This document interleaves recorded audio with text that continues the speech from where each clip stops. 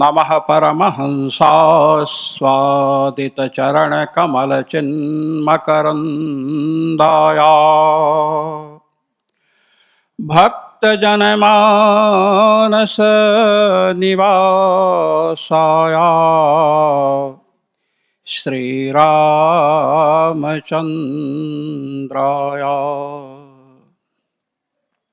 नमः। सभाभ्यः सभापतिभ्यः। श्री गीता जयंती महोत्सव में दूर दूर से आए हुए संत महानुभाव, ब्रह्मा कुमार एवं ब्रह्म कुमारियों का मैं समस्त आबू की ओर से अभिनंदन करता हूं, अभिवंदन करता हूं।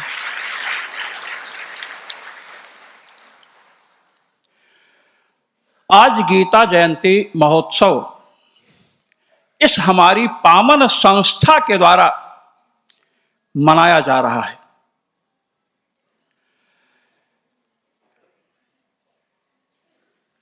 देखिए,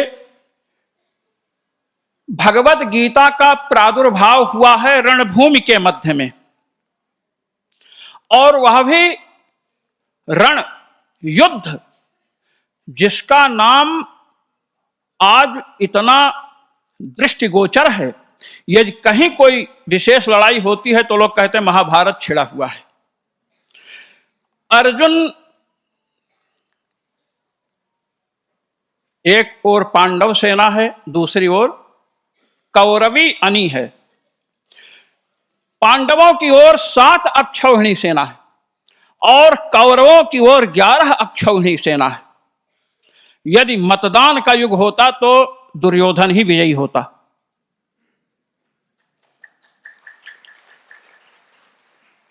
उस समय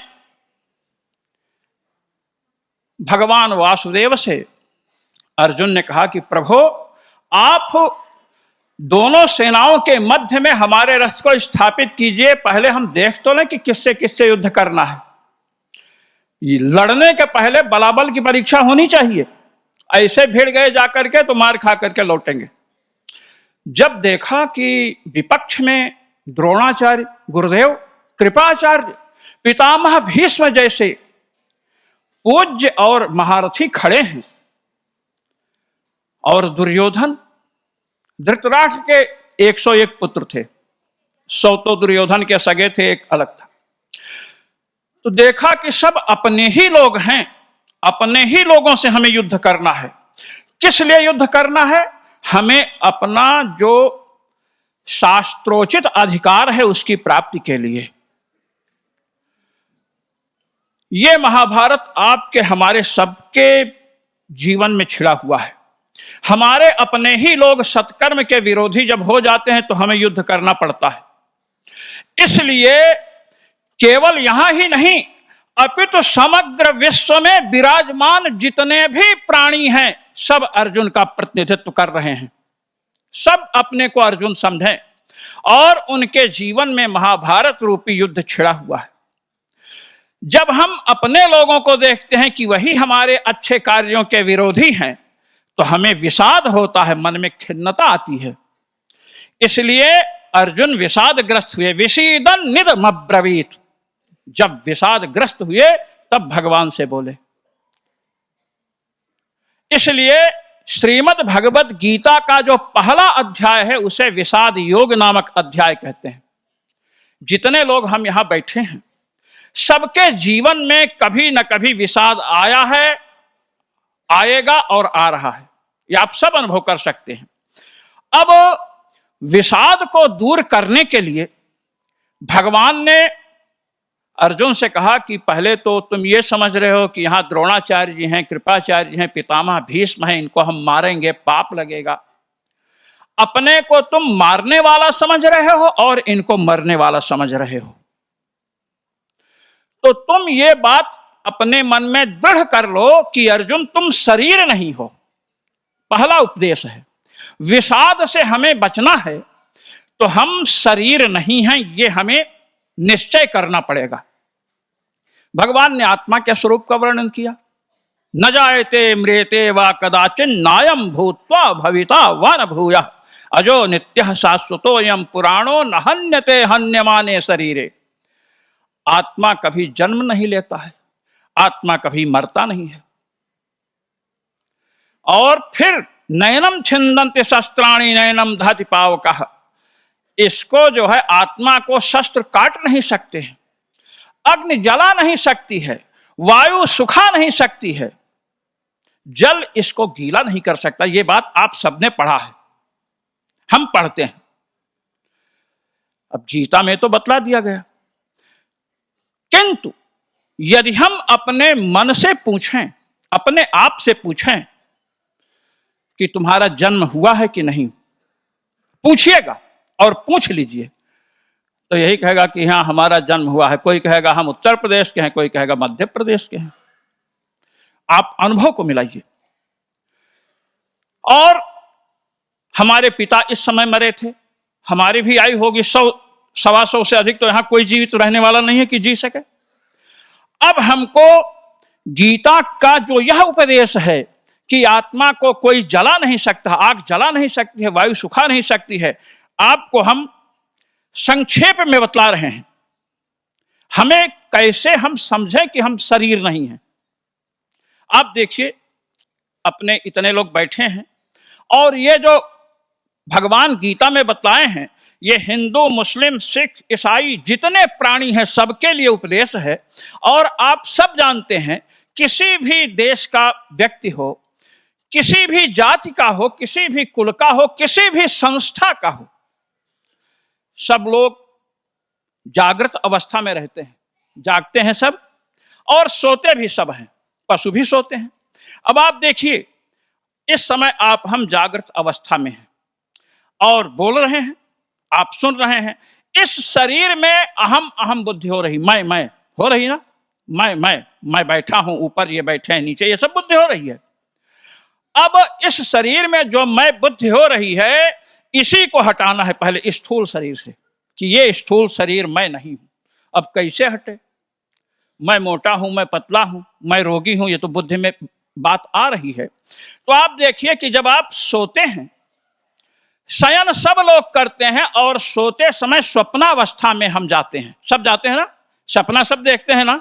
हाँ, आप सब सपना अवस्था में जो जो स्वप्न देखें वहां प्रवेश कर जाइए और वहां पहुंच करके देखिए ये शरीर आपका वहां था क्या?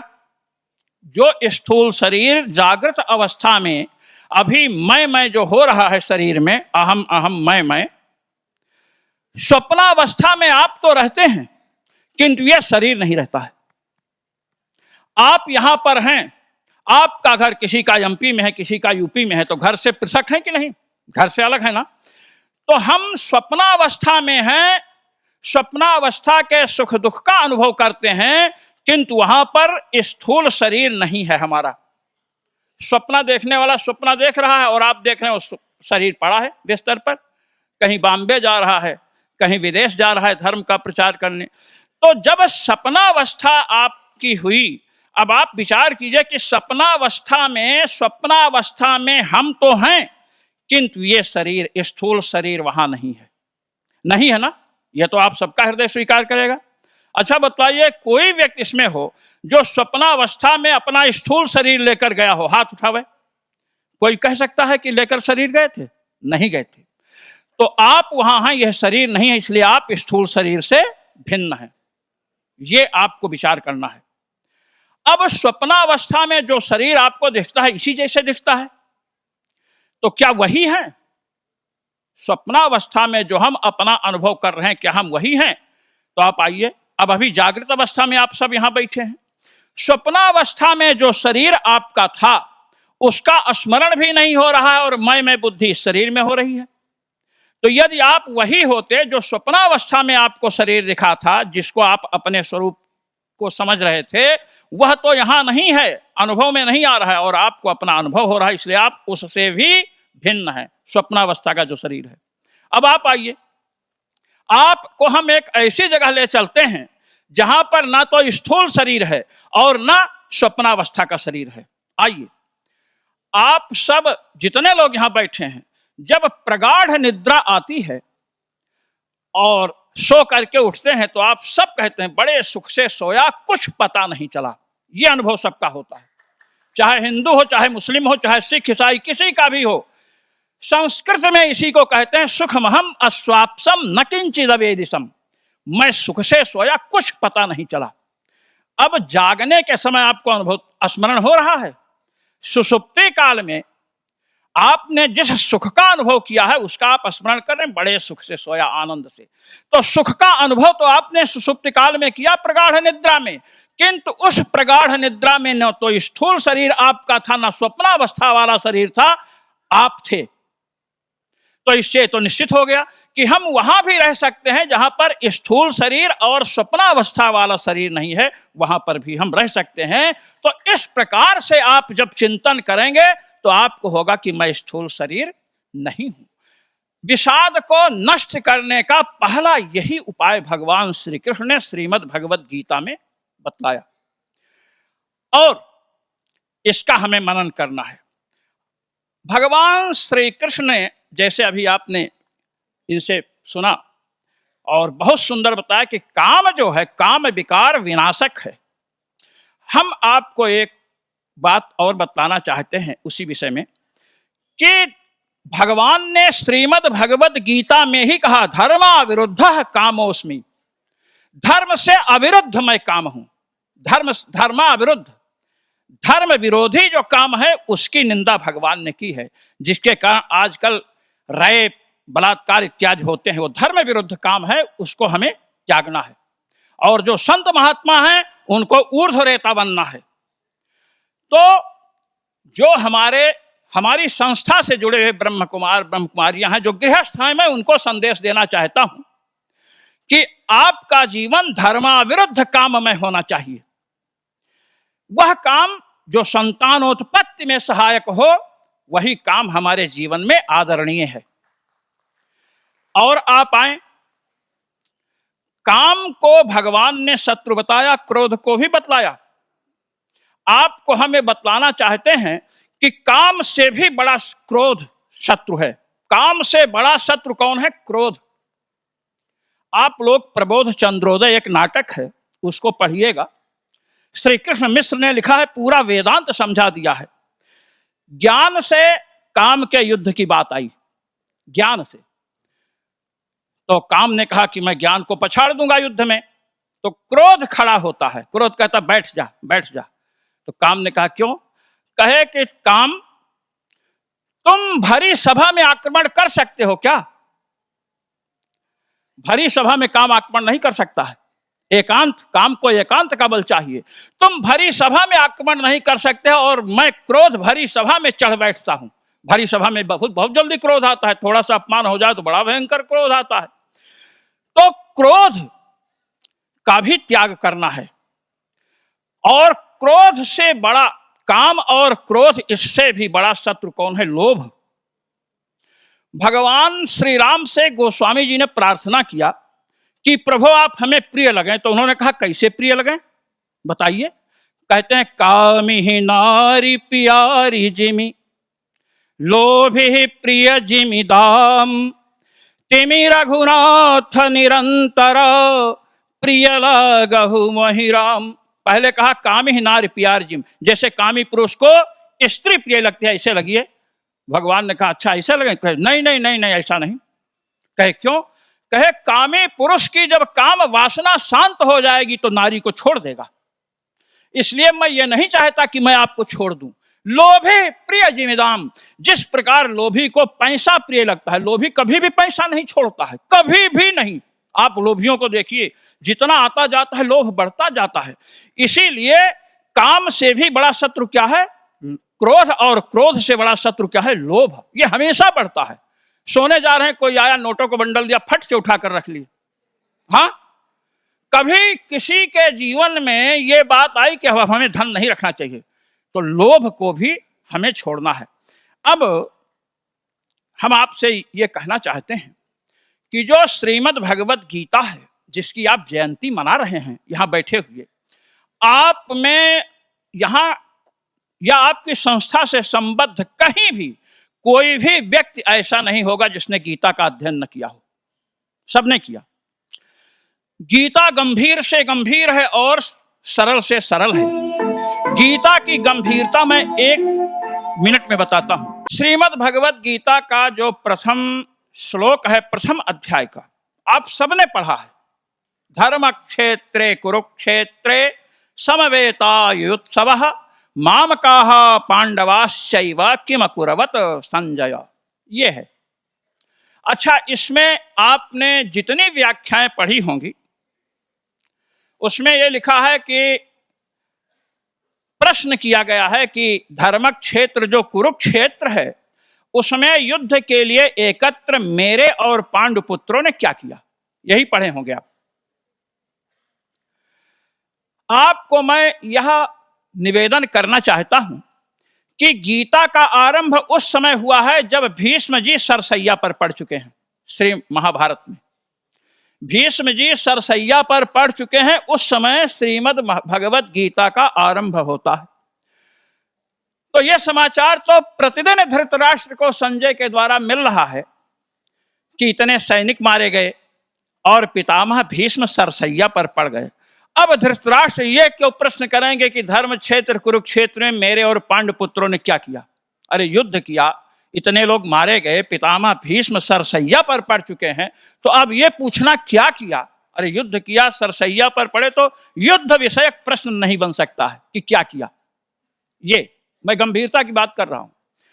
तो जो किम अकुर्वत संजय में जो किम शब्द आया है, किम शब्द के 4 अर्थ होते हैं। खंडन खंड खाद्य अद्वैत वेदांत का ग्रंथ है श्रीहर्ष का, 4 अर्थ है। कुत्सिते चापि आक्षेपे प्रश्ने वितर्के, तथा कुत्सित अर्थ माने खराब अर्थ। प्रश्न भी किम सबसे किया, क्या किया, जो आप सबको हिंदी व्याख्याओं में लिखा मिलता है। धृतराष्ट्र जी ये कह रहे हैं कि धर्म क्षेत्र में जब व्यक्ति पहुंचता है तो उसकी बुद्धि शुद्ध होती है, और वहां पांडुपुत्र जिसमें युधिष्ठिर जी हैं, धर्मराज के अवतार हैं, वे पहुंचे, मेरे पुत्र पहुंचे, और वहां पहुंच करके भी इन लोगों की बुद्धि शुद्ध नहीं हुई और युद्ध जैसा कुत्सित कार्य किया। ये वहां है।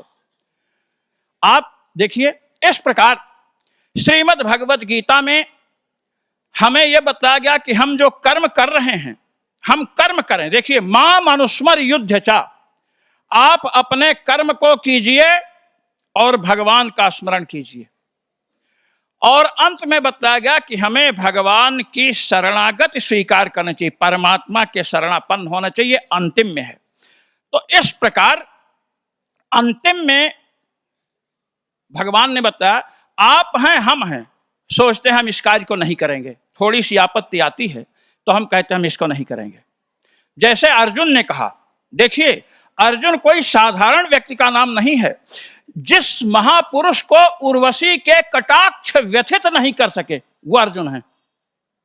उर्वशी के कटाक्ष से बड़े बड़े ऋषिमुनि ध्वस्त हो गए, किंतु वह उर्वशी जिस महापुरुष का कुछ भी बिगाड़ ना सकी, उन्हें क्या कहते हैं महाराज? अर्जुन। तो अर्जुन व्यथित हो गया और उन्होंने कहा, ना योत्स्य इति गोविंदा, मैं युद्ध नहीं करूंगा।